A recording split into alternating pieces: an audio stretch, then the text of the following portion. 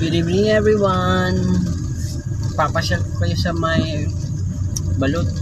Papasyal ko kayo sa may sa may Maharlika, Barangay Maharlika sa may Taguig City, Philippines. Well, sa wala pang idea, itong Maharlika, Barangay Maharlika ay itong tinatawag na Mindanao in the North. So kapag kayo ay hindi pa nakapunta sa Mindanao, ayan, punta lang kayo sa may Barangay Maharlika. Ito, ganito ang itsura ng Mindanao. Ayan, mga tao. Ito talaga ang iisipin ko muna kung sino ang kung sinong presidente ang nito.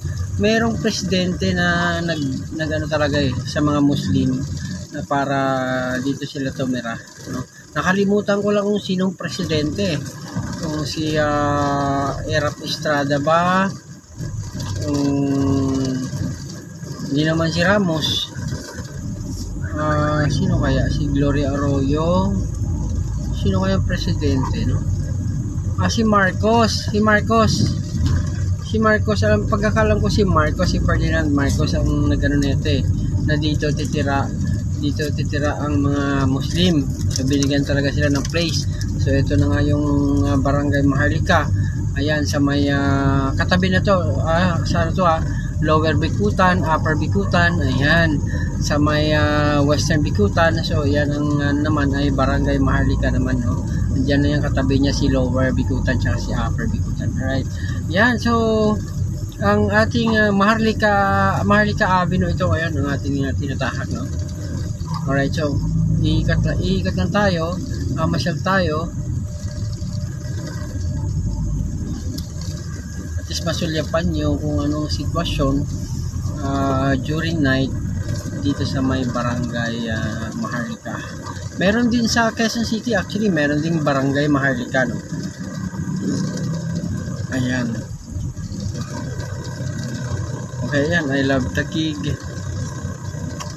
So ang mga street dito puro lugar sa Mindanao. Yan.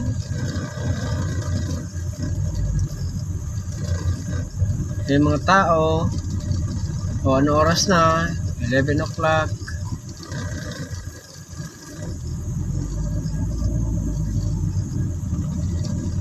May pa rin, mga tao pa rin dahil maghahatid nga tayo dito ng pasahero. Well, sa ngayon susundo tayo ng pasahero, pero while magsusundo tayo, muna tayo, no? Ipipresent ko muna sa inyo.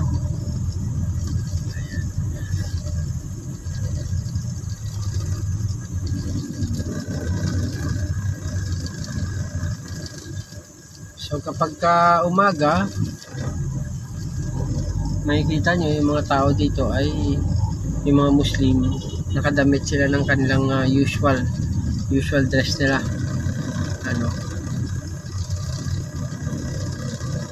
pero since na ngayon ay gabi, kukuha tayo ng pasahero. Ayan, wala, medyo tahimik, peaceful itong lugar. Actually, mga Muslim, mababait sila. Siyempre, wag mo lang silang kantihin. Siyempre, yan ikaw ba naman kantihin O yan. Titignan natin, itutok natin ang fire rescue. Ayan, Barangay Maharlika. Ayan, pa natin yan. Itutok pa natin fire rescue at lang Barangay Maharlika yan, Okay, ayan, barangay nila yan. Napaganda.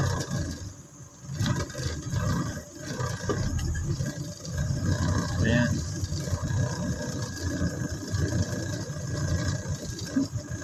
Okay, so maraming salamat.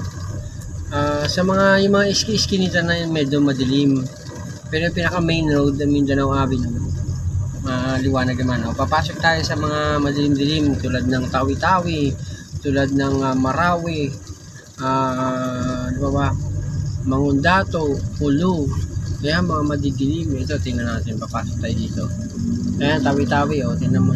Tawi-tawi. Ito, tawi-tawi ito. Tawi-tawi street ito ha. Ayan, dilim na.